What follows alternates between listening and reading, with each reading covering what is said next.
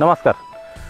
डाळिंबामध्ये एक नेहमी प्रश्न राहतो की डाळिंबाची बहार धरण्याची बहाराची छाटणी करायची आहे आणि ती कशी करू.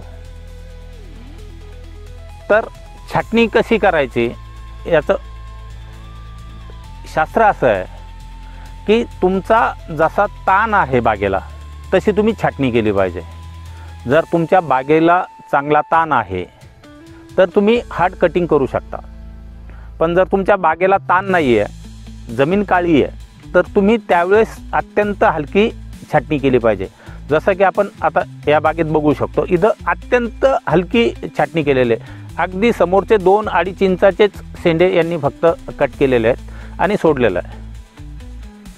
जर बागेला ताण नसेल तर छाटणी ही अत्यंत हलकी पाहिजे.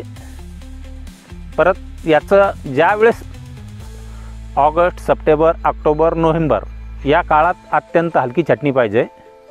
यानंतर तुमची जमीन जर हलकी असेल, जादा ताण बसत असेल, तर त्यावेळेस तुम्ही हार्ड कटिंग करू शकता. हलक्या छाटणीमध्ये फुलं जादा लागतात,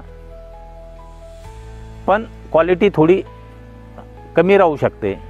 हार्ड कटिंगमध्ये फुलं कमी लागतात, पण त्या फळाची साईज, क्वालिटी ही चांगली राहते.